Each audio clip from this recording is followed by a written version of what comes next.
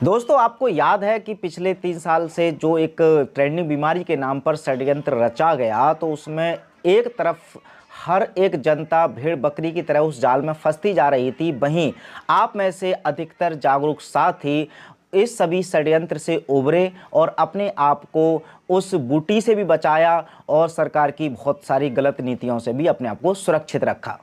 उसका जो मेन कारण था वो था सोशल मीडिया। आप याद कीजिए कि क्या इस ट्रेंडिंग बीमारी की सच्चाई, क्या उस बूटी की सच्चाई या इस अंतर्राष्ट्रीय षड्यंत्र की सच्चाई किसी भी मेन स्ट्रीम मीडिया द्वारा बताई गई थी? या आज तक भी कभी आपने कोई भी ऐसी खबर सुनी है जिसमें मेन स्ट्रीम मीडिया ने खुलासा किया हो इस बूटी का, इस ट्रेंडिंग बीमारी का या उन सभी षड्यंत्रकारियों का? तो जवाब रहेगा इसका नहीं। अगर आपको कुछ इन्फॉर्मेशन मिली, सच्चाई अगर आपको जानने को मिली, तो वो था सोशल मीडिया, यूट्यूब, फेसबुक या इंस्टाग्राम या ट्विटर, जहां पर बहुत सारे क्रांतिकारी डॉक्टर विष्णुप्रसाद चौधरी, डॉक्टर तरंग कोठारी, डॉक्टर बिलास जगदाले, इन जैसे ही योहान टेंगरा, अवेकन इंडिया मूवमेंट की पूरी टीम, जितने भी लोगों ने या मैंने भी जो कोशिश किया आपको, वो सोशल मीडिया के तहत ही या सोशल मीडिया के द्वारा ही आप तक इन सभी की इंफॉर्मेशन पहुँचाई।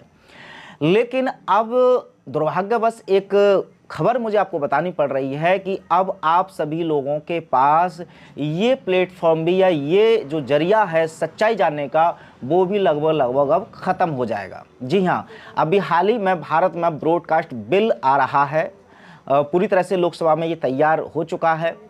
अब ये जो ब्रॉडकास्ट बिल है, इसके बारे में बारीकी से काफ़ी लंबी वीडियो रवीश कुमार और एक और सीनियर जर्नलिस्ट हैं, उन्होंने बनाई है। उनकी वीडियो आप ज़रूर देखें।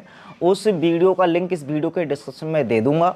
टेक्निकली इस बिल के बारे में क्या क्या इसमें ख़ास है, वो सब आपको जानना है तो वो उस वीडियो को देख लेना। लेकिन इस वीडियो में मैं ओवरऑल उस पूरी लंबी वीडियो का कंक्लूजन कर रहा हूँ और साथ ही साथ बताने का प्रयास कर रहा हूँ कि किस तरह से उन सभी षड्यंत्रकारियों के लिए महंगे पड़ रहे थे ये सोशल मीडिया एक्टिविस्ट, और अब इन्हीं को ठिकाना लगाने के लिए भारत में अब उन्होंने बड़ी खतरनाक साजिश रच दी है।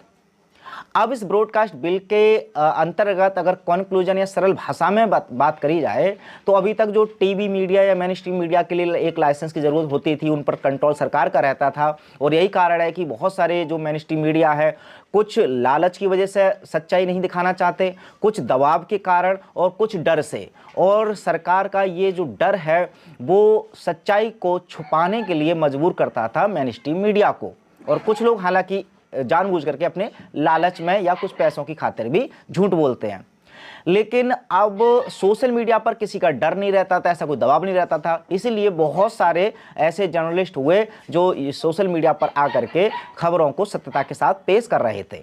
लेकिन अब इस बिल के बाद डायरेक्टली और इनडायरेक्टली सरकार का कंट्रोल हो जाएगा, और अब जो भी कोई सोशल मीडिया प्लेटफॉर्म पर आप खबरें पेश कर रहे हैं, उसके लिए भी लाइसेंस या रजिस्ट्रेशन की आवश्यकता होगी। और चूंकि रजिस्ट्रेशन और वो सारी चीज़ें गवर्नमेंट के अंडर में आपकी चलेंगी, तो भविष्य में यदि आपसे कुछ भी ऐसा कंटेंट बनता है जो सरकार के नियमों के अनुसार नहीं है, अब सरकार कौन कौन से कैसे कैसे नियम लाएगी वो आपको पता है कि वो जिसमें भी उस सरकार का फ़ायदा, जनता का फ़ायदा, ऐसा बोल करके बहुत सारे नियम वो लगा सकते हैं। और नियमों का उल्लंघन करने पर सज़ा ये होगी कि पहली बात तो केवल शक के आधार पर आप यदि वीडियो क्रिएटर है तो आपका जितना भी इक्विपमेंट है, जो भी चाहे वो लैपटॉप है, कैमरा है, वो सारी चीज़ें जब्त कर ली जाएंगी। और फिर इन्वेस्टिगेशन के नाम पर वो अपने पास रखेंगे, और फिर इस इन्वेस्टिगेशन में 10 दिन लगें, 1 महीना लगे, 10 साल लगें, कुछ भी ऐसा कह नहीं सकते। लेकिन आप पर तुरंत ही कार्रवाई हो जाएगी कि आपका पूरा जो इक्विपमेंट्स हैं वो सब जब्त कर लिए जाएंगे। तो ऐसे में जाहिर सी बात है कि भी केवल जांच के नाम पर ही अगर लोगों पर इतना कहर ढाया जाएगा तो कौन सच बोलने की हिम्मत करेगा। साथ ही साथ उनके वीडियोज़ को भी डिलीट किया जा सकता है, यूट्यूब चैनल को भी उड़ाया जा सकता है, उन पर फाइन भी हो सकता है। तो ऐसे बहुत सारे प्रावधान इस बिल में हैं। हालांकि अब इस बिल के बारे में भी जब जनता को बताया जा रहा है तो उसके फायदे ही गिनाए जा रहे हैं। बताया जा रहा है कि ये ऐसे लोगों के लिए लाया गया है ताकि सोशल मीडिया पर आकर के जो धर्म के नाम पर या मिस इन्फॉर्मेशन लोगों तक फैलाते हैं, लोगों में गुमराह करते हैं और जनता में फेक या फॉल्स न्यूज़ फैला करके अपनी प्रसिद्धि पाते हैं और इसमें समाज का बहुत बड़ा नुकसान हो रहा है। तो ऐसे लोगों पर कंट्रोल करने के लिए भारत सरकार ये बिल लाई है। बहुत हद तक अगर एक समझदार व्यक्ति इसको सुनेगा तो वो सही ही मानेगा कि हाँ ठीक है, लेकिन इस हर इनका कदम जो जनता को सही दिखता है, इसकी जो डार्क साइड है अगर वो जिन लोगों को पता चल जाती है वो तो समझ जाते हैं इनका असली एजेंडा, लेकिन जो लोग दूसरी डार्क साइड इनकी नहीं समझ पाते वो इनके गुण ही गाते हैं। तो इस ब्रॉडकास्ट बिल का भी सबके द्वारा स्वागत किया जाएगा, ये भी बिल्कुल तय है।